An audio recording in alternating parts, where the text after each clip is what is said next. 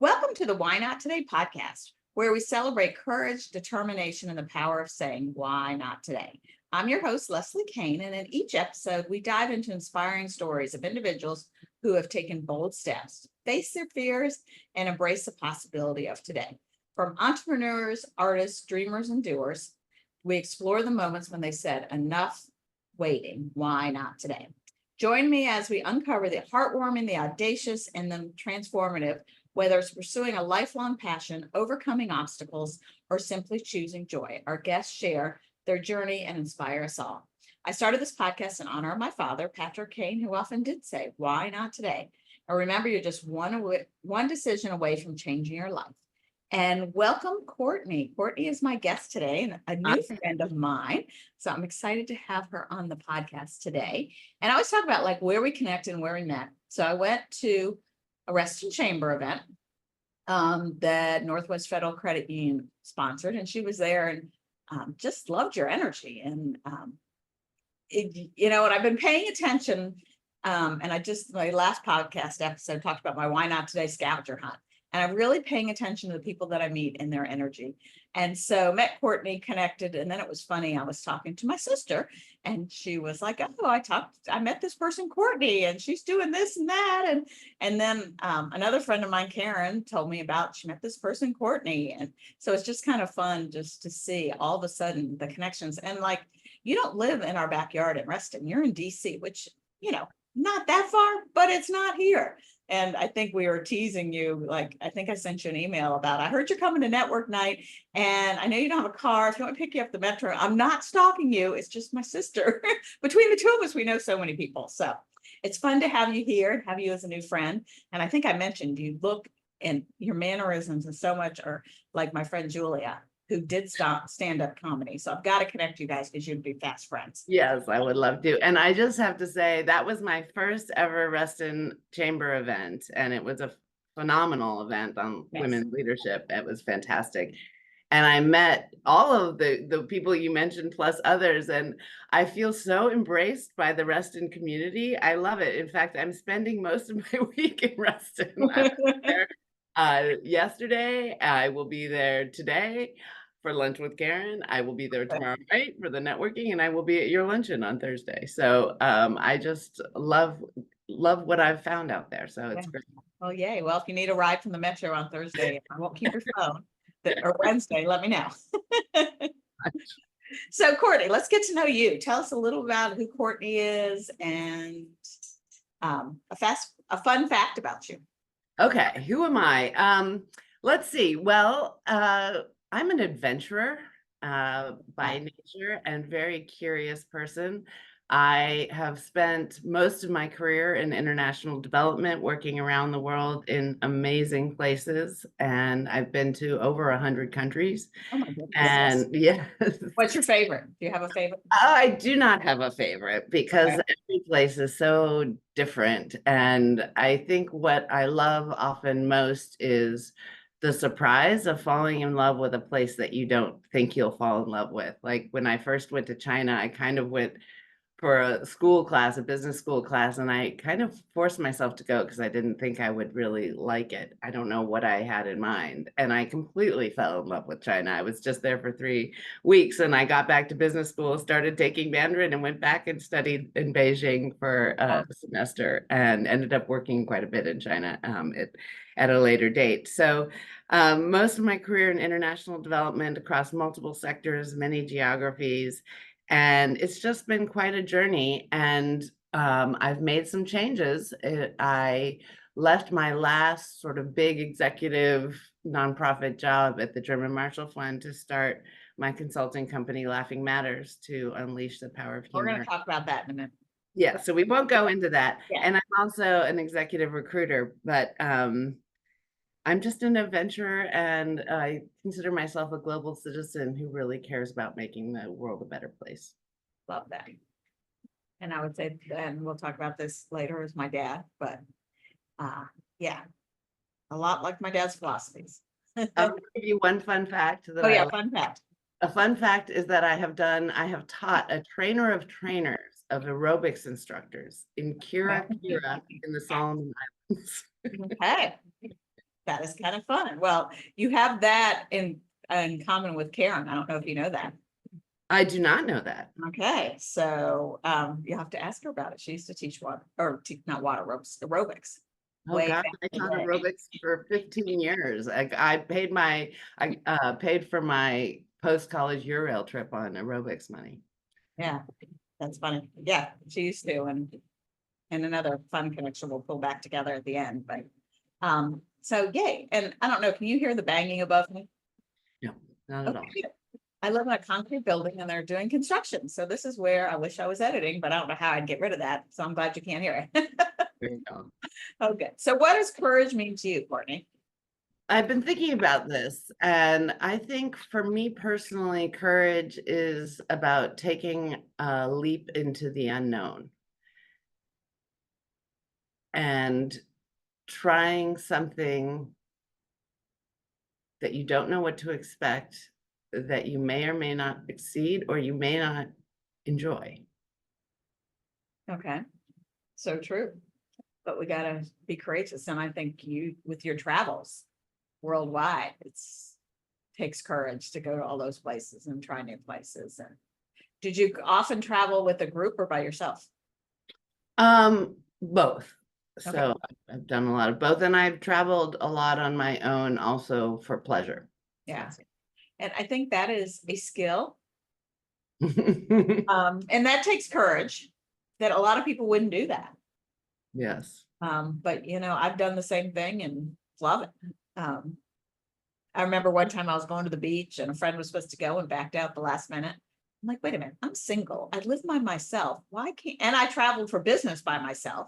Right. Like, why can't I go on vacation by myself? I'm like, it was kind of pleasurable and nice that, I could eat ice cream for dinner or read a book when I wanted, or there was nobody else's agenda. Exactly. Yeah. Exactly. A lot of fun. And I feel like when you travel alone, you are more, because you're alone, you're more open to meeting people that you otherwise might not meet or having experiences that you Yeah. might. My nephew, who will be 30 this month or next month, he when COVID happened, he decided that he didn't want to live here. He worked virtually, business wise, he could work remote. And so he moved to San Diego and literally bought a surfboard before bed.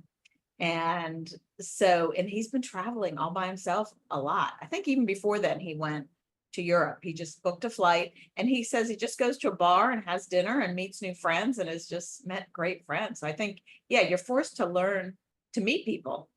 Yeah. Being one of 6 kids, I remember going on vacation and my parents are like, you guys never make other friends. I'm like, we didn't have to. We had our own little posse.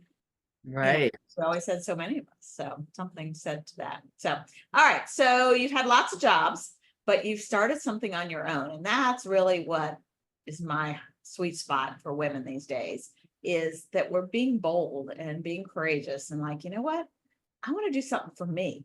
So was there a moment where you decided, and I'm calling it my why not today moment, where you knew that it was time to make a change or you want to start this business, or it was like over time, or was there just that one moment where you remember where you were, what you were doing, that and you're like, enough is enough, like let's do this?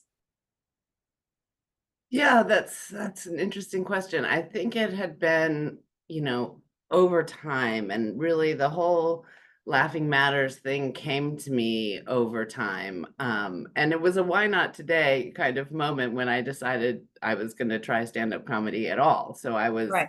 in London. I had just left Holland and a large international development organization, and I was trying to figure out my next steps. And somebody had told me once, I think you should perform. So I was in London. I was like, well, I'm looking for a job, but I might as well, I don't know, let's take some stand-up classes. So I just did. And I signed up that very day and really fell in love with it and started then already thinking about, my gosh, when you go to comedy school, all these things that you're learning about what does a persona mean? How do you control the energy in a room and take the mic? And how do you deliver a setup punch? And all of that is so relevant to business pitches.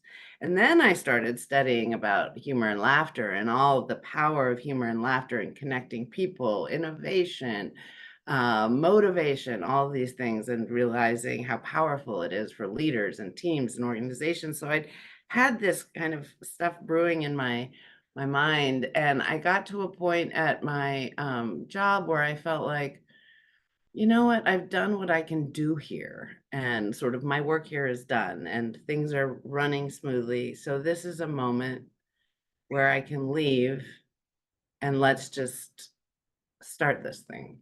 Now, I didn't know then that the pandemic was going to hit, as none of Well, us. isn't that a little, forward thinking that you were looking at other options before we all started looking at other options? That's true. That's true. So, um, yeah, I think with that, it had been brewing, and I'm actually in a process of really bringing it back. I've kind of took some other jobs in between that and done some other things, and now I'm really refocused on Laughing Matters. And it's really, really scary, especially because I feel like, the concept itself is really sexy and people are like, yes, I love that idea. And then it's like, yeah, but what would I be actually paying you to do? Like, so getting over that step is, so it feels risky, but I also feel like there are a few things I'm more passionate about. So Yeah, and I think it's scary when we're passionate about something and we don't quite know the journey. And I've interviewed so many people on this podcast that started here and ended up here.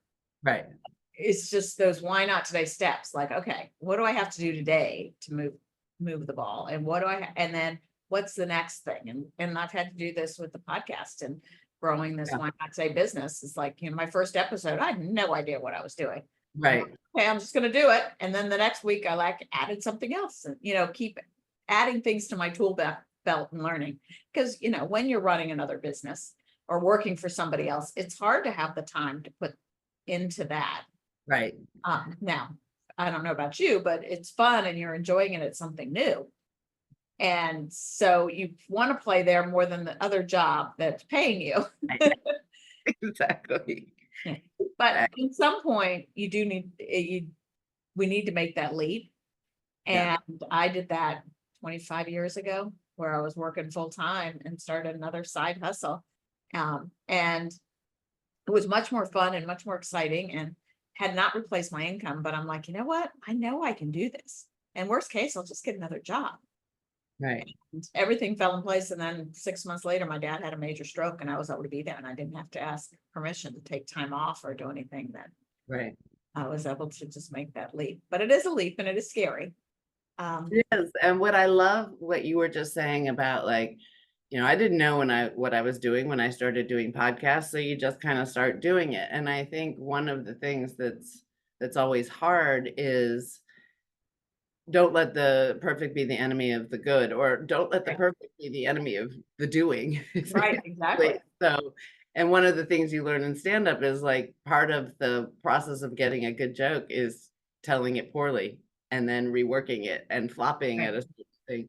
And then redoing. And I always find myself in that, like, I really want to do this, like, 3-minute interview of somebody, but how do I do it? Well, you got to just do it. And so I admire what you were saying, and it's always hard just to get out there and do it, and then the next one will be better, and the next one will be better. Yeah, I found I work really well with the deadline and then go backwards. So like I'll plan something and put a date. So the first podcast episode was purposely on March 5th, which was the day it was my dad's birthday and the day he passed away. So I'm like, there can't be a better day to start this podcast. Right. So literally I recorded the first episode like at 3 or 4 on the day before. Wow. But it was just like, I didn't want to do it. Like, I'm one of these people that I'm a last minute girl, but it's always stirring, Right. and thinking, and then, writing the paper. I was always the night before in school, but it came fast because I was thinking about it. Right. So yeah, it's taking those pieces and just like, okay, what are the things that you need to do? And I'm doing some masterminds and some coaching, and I built it out, and I'm like, okay, now I got to find the people. But sometimes you got to find the people, and then like, okay, now I got to figure this out, Right. which I did too. Um, yeah, so it definitely takes courage, but I can tell you from being on the other side, it's so worth it. Yeah. Yeah. So let's talk. So exactly what is your vision and your idea for your Laughing Matter? So have you worked with companies yet with this, or is it just? I have done some work with companies. I did an engagement with the Special Olympics. They were having their international retreat where they were bringing in some of their athlete leaders and their other teams from around the globe and getting them together with their teams at the head office here. And so I facilitated the whole day of that retreat and brought in various different tools of humor and laughter. One of the goals for them was for the teams to get to know each other, but to know each other both personally and also to have an appreciation and understanding of what the other teams did. And so it was a great way to bring in some of the tools of Laughing Matters. We did some exercises around people's persona and team personas. I had them do a joke telling contest, which was really fun. And that was such a great experience because it was both international people from various different cultures, lots of people from different backgrounds in terms of their expertise, and a lot of different disabilities and levels of intellectual ability. So it was great and so much fun. I've also done a similar activity with We Connect International, where they brought people from 60 of their country leaders. So that was a group of 60 global entrepreneurs coming together to really work through their strategy for the next year. I've done a workshop with conflict negotiators. It's a group of practitioners, and that was amazing because some of the stories they have to tell about how they've used humor in negotiation, and some of them were literally hostages in hostile countries, and how humor came to bear on those situations. So I have done some work with another. I did some individual coaching with a senior leader in the shipping industry on her presentations. And so I have done that. And what I've also started doing recently is building up a sample workshop to start giving to potential clients and groups of potential clients so they can see what it looks like in reality. And so talking about deadlines, I've set myself, I had my test audiences. So I had deadlines for each of those. And now I'm ready to move that into a next phase of starting to share that with potential client groups. So Well, I mhm, know what you're doing is so important now, that we need laughter, we need fun, we need community. And that's one thing I'm passionate about is I think after COVID, we all, COVID, I don't know about you, but I was out networking, meeting, doing a million things, always busy. And then COVID happened and we had to go in. But then we had to double down. Like I had to recreate a completely new business. yeah, so many people. Virtual. And we just went into survival mode. We stopped dreaming. We stopped, goal setting. We just were in survival. Like, let me get through today. And, I don't know about you, but we were stuck on the TV. Like, okay, what's the governor going to say we can do this week? And so it was day by day, week by week. And then we came out of it. I mean, we're still seeing ramifications Yeah. but I was listening to a podcast one time, they're like, we never took time to grieve the life that we left behind. Oh, that's so interesting. And we've never taken time to memorialize it. Like there isn't a COVID anniversary a COVID Memorial Day, but we never grieved. So we just doubled down. And now I think people are coming out going, okay, this is not what I want to do. I want to do this. Yeah. And I know me personally, I'm purposeful of who I'm around and what I'm doing. And is it filling my cup? And is it giving me energy? Like, I'm not going to spend time with people just because you never know where it might go. I'm really being purposeful and working on that community and fun. we did with the Why Not Today Connects. I started the luncheon, which you're going to be our guest speaker in August. I'm super excited about that. And I started that to connect people and build community, not to stand up and give an elevator speech, but to build authentic relationships. And we did, last week, we did our first kind of fun event. We did a Why Not Today summer camp for adults. And oh my gosh, it was so much fun. Everybody had such a great time. It was fun to watch.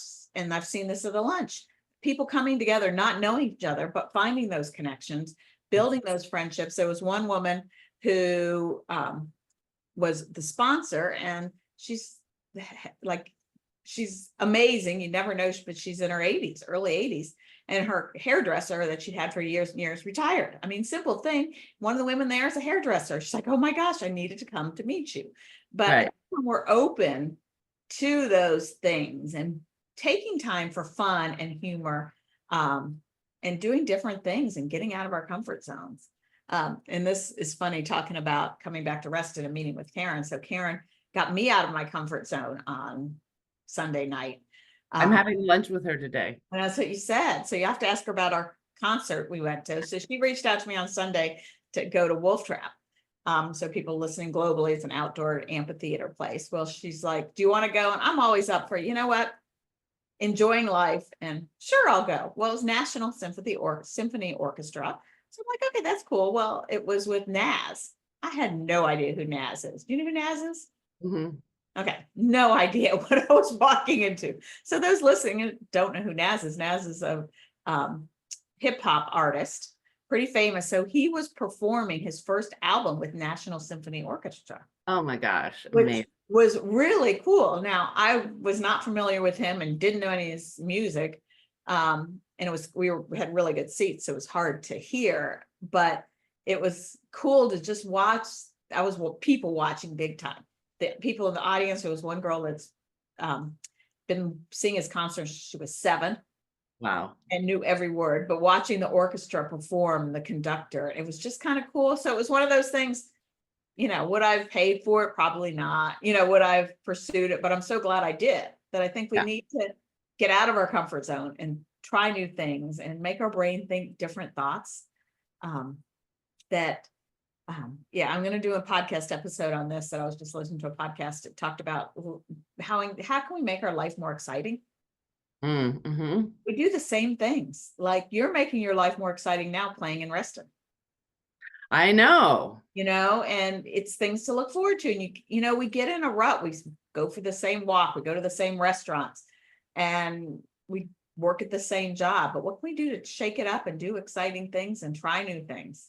Yeah, no, it's amazing. And I think to your point about having fun and just getting together for the sake of getting together. But I think, you know, what I love about the science behind humor and laughter is that laughter, there's a comedian from the 1930s, Victor Borge, and he calls laughter it's the shortest distance between two people.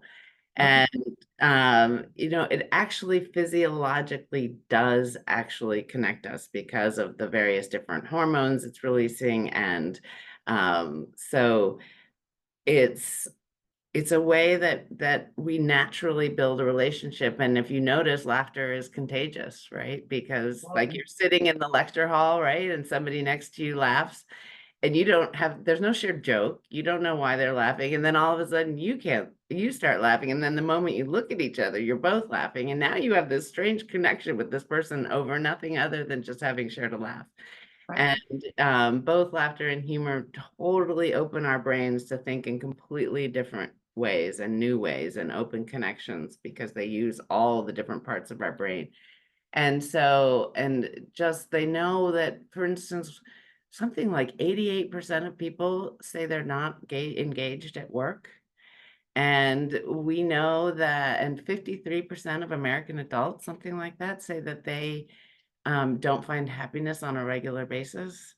And that is one of my major passions. Like, I was on a leadership call, and they talked about people, especially, you know, we're living in the DC area, that people have countdown clocks on their desk.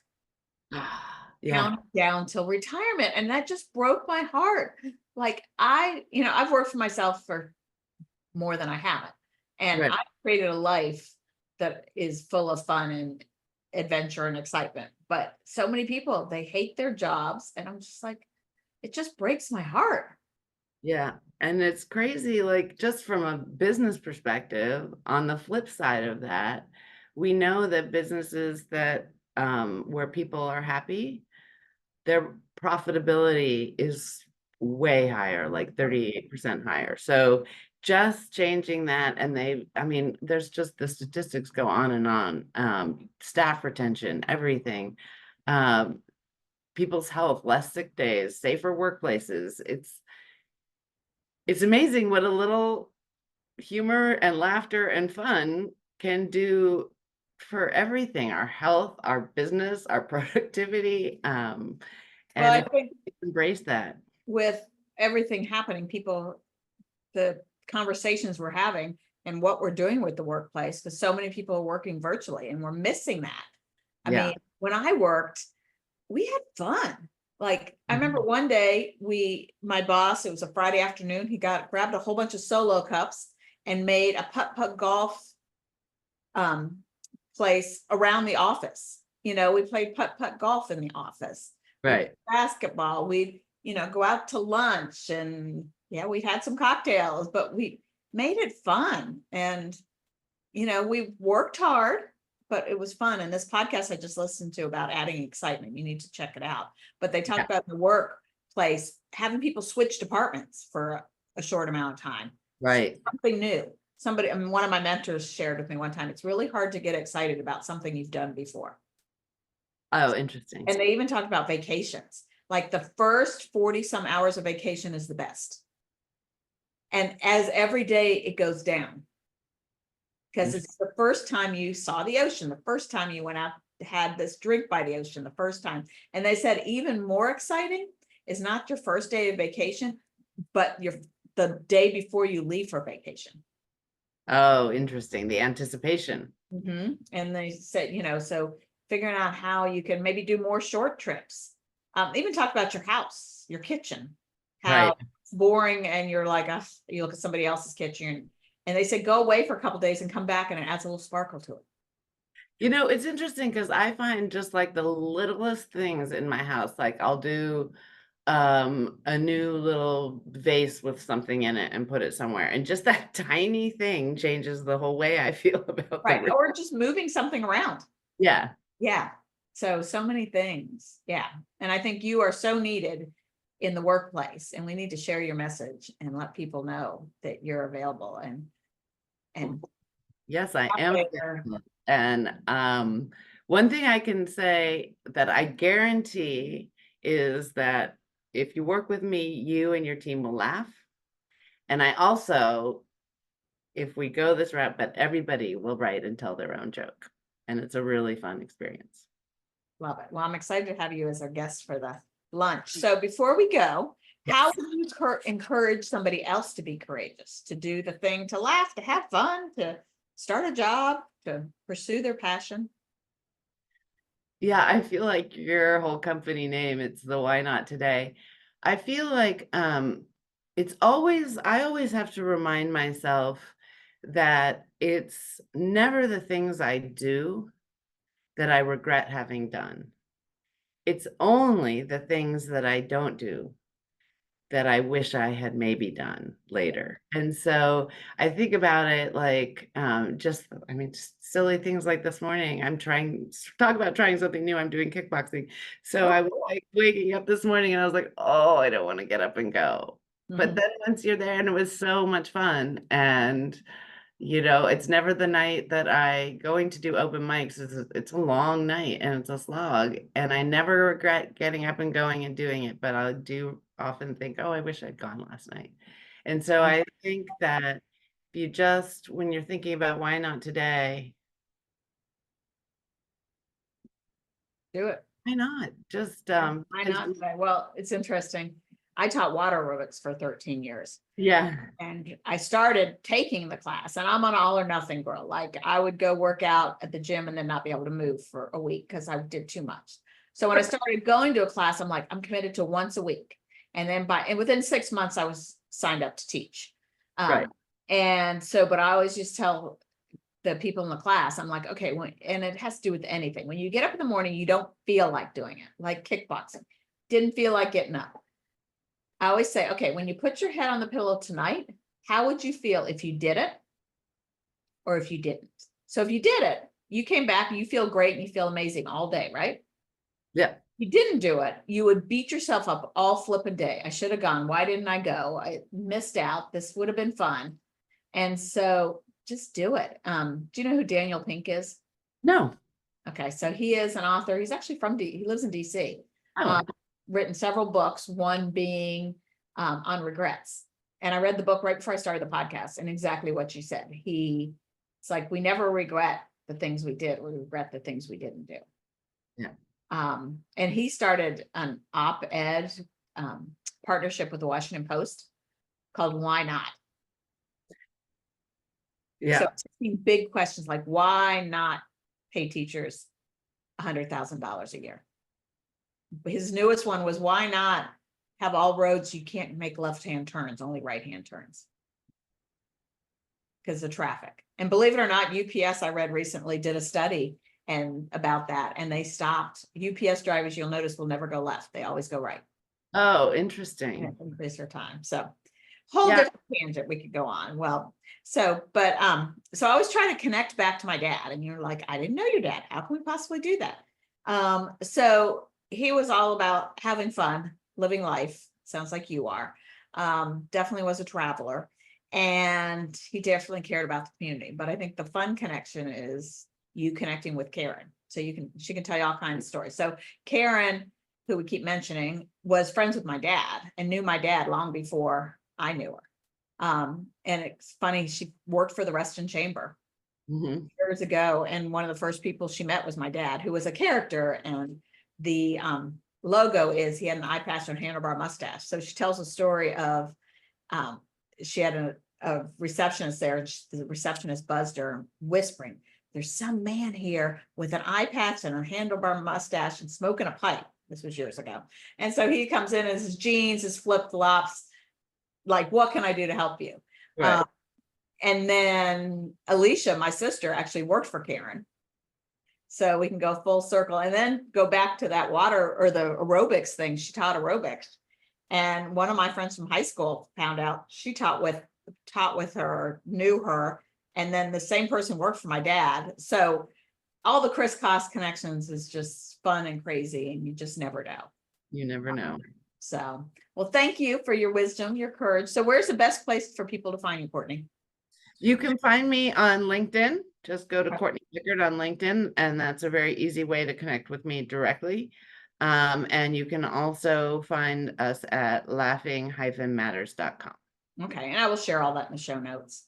Okay. So thank you for being our guest, and thank you, My everybody. pleasure. This was so much fun. I really enjoyed it. Good. So thank you, everybody, for joining us on this inspiring journey. Remember, every day is an opportunity to take actions, chase your dreams, and make a difference. So why not today?